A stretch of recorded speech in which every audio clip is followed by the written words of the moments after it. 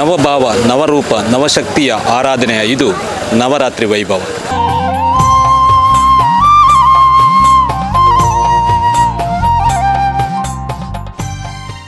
ಪ್ರೀತಿ ವೀಕ್ಷಕರೇ, ನವರಾತ್ರಿಯ ಪರ್ವಕಾಲದಲ್ಲಿ ನಾವೆಲ್ಲ ನವಶಕ್ತಿಯ ಆರಾಧನೆಗೆ ಸನ್ನಿಹಿತರಾಗಿದ್ದೇವೆ. ನಾವು ಇವತ್ತು ಕಾಸರಗೋಡು ಜಿಲ್ಲೆಯ ಒಂದು ಕಾರಣಿಕ ಕ್ಷೇತ್ರವಾದ ಐಲ ಶ್ರೀ ದುರ್ಗಾಪರಮೇಶ್ವರಿ ಕ್ಷೇತ್ರದಲ್ಲಿದ್ದೇವೆ. ಮಂಜೇಶ್ವರ ತಾಲೂಕಿನ ಒಂದು ಮಾಗಣೆ ಕ್ಷೇತ್ರವಾದ ಇಲ್ಲಿ ನವರಾತ್ರಿ ಅತ್ಯಂತ ವೈಭವಯುತವಾಗಿ ಜರುಗುತ್ತಾ ಇದೆ. ಬನ್ನಿ, ಈ ಕ್ಷೇತ್ರದಲ್ಲಿ ನವರಾತ್ರಿಯ ವೈಭವವೇನು, ಈ ಕ್ಷೇತ್ರದ ಐತಿಹ್ಯವೇನು, ಏನೇನು ವಿಶೇಷತೆಗಳಿವೆ ಎಂಬುದನ್ನು ತಿಳಿದುಕೊಂಡು ಬರೋಣ. ಬನ್ನಿ.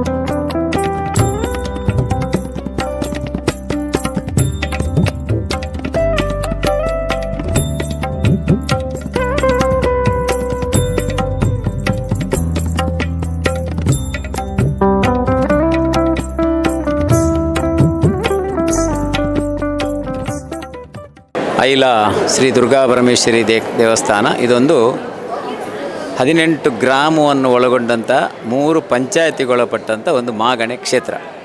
ಇದು ಮಲಬಾರ್ ದೇವಸ್ಥಾನ ಬೋರ್ಡ್ನ ಅಂಡರ್ನಲ್ಲಿ ಬರುವಂಥ ಒಂದು ವಿಶೇಷವಾದ ದೇವಿ ಕ್ಷೇತ್ರ. ಈ ಪರಿಸರದಲ್ಲಿ ದೊಡ್ಡ ಒಂದು ಕ್ಷೇತ್ರ ಅಂತ ಹೇಳಿದರೆ ಅದು ಐಲ ಕ್ಷೇತ್ರ. ಈ ನವರಾತ್ರಿಯ ವಿಶೇಷ ಸಂದರ್ಭದಲ್ಲಿ ನಾವು ಭಕ್ತರಿಗೆ ದೇವಸ್ಥಾನದ ಮೂಲಕ, ಈ ಮಾಗಣೆಯ ಸಮಸ್ತ ಭಕ್ತಾದಿಗಳ ಮೂಲಕ ಪ್ರಾರ್ಥನೆ ಅಂತ ಹೇಳಿದರೆ ಎಲ್ಲ ಜನರಿಗೂ ದೇವರು ಆಯುರಾರೋಗ್ಯ ಸುಖ ಸಂಪತ್ತನ್ನು ಕೊಟ್ಟು ಎಲ್ಲ ಅವರ ಇಷ್ಟಾರ್ಥವನ್ನು ಸಿದ್ಧಿ ಮಾಡಲಿ. ಸರ್ವೇ ಜನ ಸುಖಿನೋ ಭವಂತು.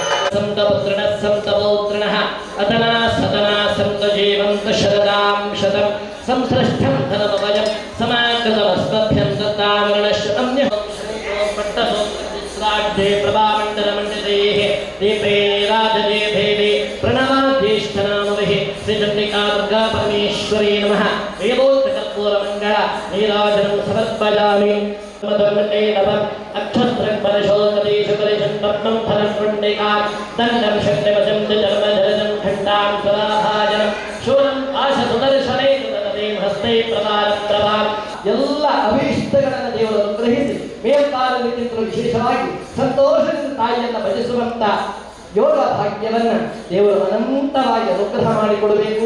ಅದಕ್ಕೆ ಬೇಕಾದಂತಹ ಆರೋಗ್ಯವನ್ನು, ಸಂಪತ್ತನ್ನು, ಸಮೃದ್ಧಿಯನ್ನು, ಶಾಂತಿಯನ್ನು, ಭಕ್ತಿಯನ್ನು, ಸಕಲ ಇಷ್ಟಾರ್ಥವನ್ನು, ಸನ್ಮಂಗಲವನ್ನು ಅನುಗ್ರಹಿಸಿ ಈ ಕ್ಷೇತ್ರದಲ್ಲಿ ಮಹಾತಾಯಿ ಪರಿಪೂರ್ಣವಾಗಿ ವಿರಾಜಮಾನಾಗಿ ನಮ್ಮನ್ನೆಲ್ಲ ಅನುಗ್ರಹ ಮಾಡುವಂತೆ ಅನುಗ್ರಹಿಸಿ ಕರುಣಿಸಿ ಕಾಪಾಡಬೇಕು ಎಂಬುದಾಗಿ ನಾವೆಲ್ಲ ಒಂದೇ ಮನಸ್ಸಿನಿಂದ ಮಹಾತಾಯಿಯ ದಿವ್ಯ ಚರಣಾರವಿಂದಗಳಲ್ಲಿ ಶಿರಭಾಗಿ ಭಕ್ತಿಯಿಂದ ಮಾಡುವಂತಹ ಪ್ರಾರ್ಥನೆ.